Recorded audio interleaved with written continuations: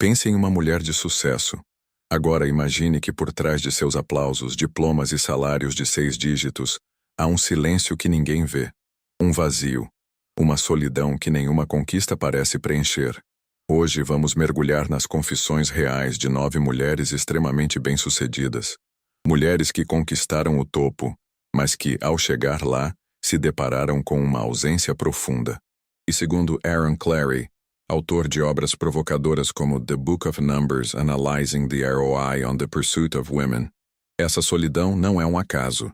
É o resultado de uma escolha, uma que o mundo moderno insiste em glamorizar, mas raramente analisa de forma crítica. Se você acha que este vídeo é apenas mais uma crítica à mulher moderna, está enganado. O que vamos revelar aqui vai muito além da superfície. Vamos mostrar como o sucesso profissional pode se tornar uma prisão emocional, e como muitas dessas mulheres chegaram a essa conclusão tarde demais. E o mais importante, a última história que será contada neste vídeo é a mais impactante e reveladora de todas. Mas antes, inscreva-se no canal Black Pill Feminina, deixe o seu like, compartilhe este vídeo com quem precisa ouvir isso e comente aqui embaixo. Você acredita que é possível equilibrar sucesso profissional e felicidade emocional a longo prazo?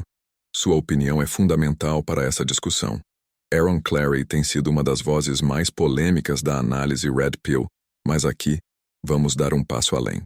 Vamos olhar com profundidade crítica para essas histórias e entender o que há por trás do brilho das redes sociais, dos cargos executivos e dos sorrisos impecáveis. Segundo Clarey, o mercado atual empurra as mulheres para uma rota de produção incessante, vendendo a ideia de que tudo o que uma mulher precisa é ser financeiramente independente. E, de fato, essas 9 mulheres conseguiram. Elas venceram em áreas dominadas por homens, foram promovidas, aplaudidas, premiadas. Mas como revela o autor no capítulo 3, páginas 22 a 29 de The Book of Numbers, muitas dessas mulheres não estavam preparadas para a fatura emocional que esse caminho cobraria. Uma delas, chamada Lara, CEO de uma startup no Vale do Silício, disse com os olhos marejados em uma entrevista: "Eu tenho tudo o que sempre quis, e ainda assim todos os dias eu me pergunto, é isso?" Essa pergunta ecoa entre executivas, médicas, advogadas e influenciadoras que chegaram ao topo sozinhas. A cultura moderna as convenceu de que esse topo seria suficiente. Mas e se não for? No capítulo 7, páginas 63 a 68, Clarey expõe que o tempo é o ativo mais brutal da vida feminina. Ao contrário do que Hollywood promete, o tempo não espera. E quando essas mulheres percebem isso, muitas vezes já é tarde demais para reverter certos caminhos. E você? Já parou para pensar no custo real da liberdade? O que você está sacrificando em nome do sucesso? Responda nos comentários. As histórias que ainda vamos revelar neste vídeo são tão profundas que podem mudar sua visão sobre o que realmente importa. Uma das mulheres entrevistadas por Aaron Clarey, identificada no livro como Denise, é diretora financeira de uma multinacional. Ela compartilhou algo inquietante. Durante anos eu pensei que o amor poderia esperar, que bastava ter estabilidade. Mas quando finalmente decidi abrir espaço para alguém, percebi que não era mais vista como mulher, e sim como chefe. Essa confissão expõe uma dura realidade que muitos evitam enfrentar. O sucesso feminino, em determinadas fases da vida, pode intimidar, afastar e isolar. E a pergunta que ecoa é: será que fomos programadas para desejar aquilo que, no fim, nos desconecta do que mais importa? Clarey aprofunda essa reflexão ao mostrar, no capítulo 5, páginas 41 a 47, como a narrativa moderna empurra mulheres para uma busca incessante por validação externa. Diplomas, promoções, seguidores. Mas tudo isso vem com um custo oculto: a desconexão emocional. Outra mulher chamada Isadora, advogada reconhecida internacionalmente, contou que suas noites mais solitárias não foram quando estava desempregada ou iniciando sua carreira, mas agora, no auge do sucesso. Eu deito na cama e olho para o teto. Às vezes me pergunto se estou envelhecendo sozinha apenas por ter escolhido priorizar algo que hoje não me aquece mais. E Clarey é enfático. O mercado, as universidades e até as redes sociais celebram a mulher independente. mas ignoram a necessidade básica de conexão afetiva duradoura. Ao analisarmos essas histórias, percebemos que a solidão não chegou como uma surpresa. Ela foi construída, tijolo por tijolo, ao longo de escolhas aparentemente racionais. E esse é o ponto que Aaron Clarey levanta com mais ênfase. A razão nem sempre leva à realização. E quando a mulher percebe que aquilo que a sociedade disse ser o caminho ideal não preenche seus vazios, o arrependimento pode ser avassalador. Você já viu alguém próximo passar por isso? Já presenciou uma mulher brilhante, admirável, se tornar refém de um sucesso que não compartilha com ninguém? Deixe seu comentário. Entre todas as confissões reveladas por Aaron Clarey, talvez a mais simbólica seja a de Martha, uma cirurgiã plástica de renome. Com mais de 20 anos de carreira, presença constante em congressos internacionais e uma fortuna considerável, ela desabafou: "O silêncio da minha casa é mais pesado que qualquer bisturi que eu já tenha segurado." Essa frase, citada por Clarey no capítulo 9, páginas 81 a 87 de The Book of Numbers, representa um retrato cruel da liberdade vendida como libertação. No fim, essa liberdade tem cobrado o preço da solidão. O autor argumenta que boa parte das decisões dessas mulheres foi baseada numa ilusão coletiva, a de que o tempo estaria sempre ao lado delas. E, no entanto, quando finalmente pararam para olhar ao redor, perceberam que haviam se tornado expert em tudo, menos em amar e ser amada. Clarey aponta que não se trata de culpa, mas de um modelo de vida mal vendido. A cultura atual exalta a mulher que diz: "Não preciso de ninguém", mas ignora o desfecho emocional de quem acreditou plenamente nisso. É nesse ponto que a crítica Red Pill atinge sua profundidade máxima, porque ela não apenas aponta os erros de rota, ela mostra que o caminho foi construído com pedras colocadas por outros. Professores, filmes, conselheiros de carreira, campanhas publicitárias. Todos disseram: "Vá além, seja tudo."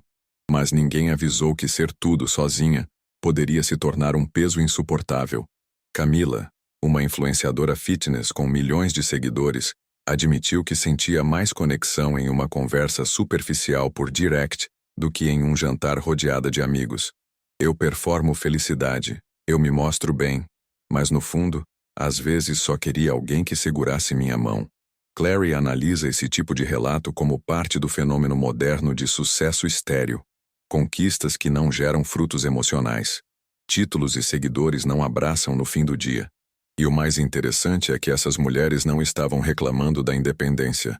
Elas não estavam negando suas conquistas. O que emergia de suas falas era o vazio da unilateralidade. O sucesso profissional ocupou todos os espaços, até os mais íntimos. E nesse processo elas deixaram de ser vistas como possíveis parceiras. Tornaram-se inalcançáveis.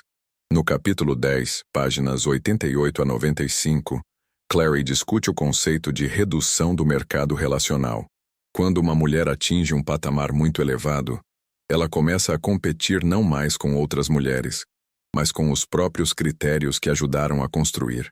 Homens que poderiam ser parceiros passam a vê-la com distância, cautela, até medo. Não por maldade, mas por instinto. A dinâmica muda. E você, mulher ou homem que me escuta agora, até que ponto vale perseguir um sucesso que exige renúncias profundas, mas não promete vínculos reais? Será que não está na hora de questionarmos a narrativa que tanto nos empurra para a autopreservação em detrimento da partilha? Se essa reflexão está mexendo com você, diga nos comentários. Já viveu algo parecido?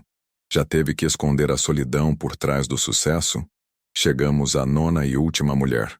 Aquela cuja história, segundo Aaron Clarey, é a mais intensa e devastadora de todas. O nome dela é Rebecca, uma ex-executiva de Wall Street que largou tudo aos 47 anos de idade.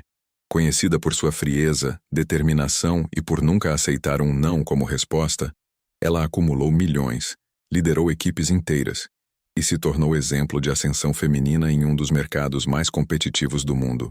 Mas quando foi entrevistada para o estudo citado no capítulo 12, páginas 102 a 110, de The Book of Numbers, seu depoimento desarmou até o próprio autor.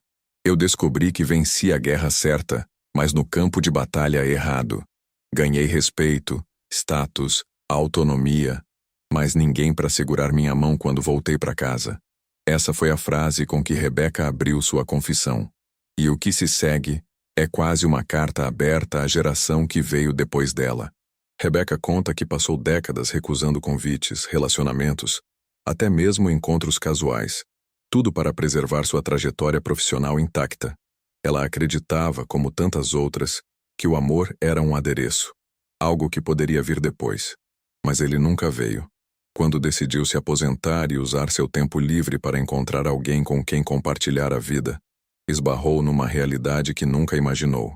Homens de sua idade estavam casados ou interessados em mulheres mais novas. E os mais jovens a viam como uma figura de autoridade, não como uma parceira romântica. Ela havia construído um império, mas também uma fortaleza que ninguém mais ousava atravessar. Rebecca diz que nunca se sentiu tão invisível quanto no auge da sua liberdade. Eu construí uma vida onde tudo está sob meu controle, mas esse controle se tornou uma prisão. É essa a confissão mais brutal, e também a mais importante. Aaron Clarey fecha seu argumento com uma análise que poucos ousam fazer. Talvez o sucesso, como a sociedade o define hoje para as mulheres, seja um ideal masculino disfarçado de empoderamento. A escalada individual, o desapego emocional, a prioridade absoluta à carreira. Tudo isso pode fazer sentido para um homem, cuja biologia lhe permite adiar vínculos sem grandes perdas. Mas para a mulher, que carrega o relógio biológico e a necessidade psicológica de conexão profunda desde cedo, esse modelo pode ser um convite silencioso à tristeza tardia. E aqui cabe uma reflexão profunda. Quantas mulheres estão hoje, neste exato momento, abrindo mão de algo que talvez jamais consigam recuperar? Será que ainda dá tempo de repensar? Será que é possível conquistar e amar ao mesmo tempo? Se você assistiu até aqui, diga nos comentários. O que você pensa sobre essas confissões? Você conhece alguém que esteja trilhando esse mesmo caminho? Ou talvez esteja vivendo isso agora? Inscreva-se no canal Black Pill Feminina. Deixe seu like, compartilhe este vídeo com alguém que precisa refletir sobre isso. E assista agora aos 2 vídeos recomendados na tela. Um deles revela os maiores arrependimentos femininos na meia-idade. O outro explica por que o discurso moderno pode estar sabotando a realização emocional das mulheres.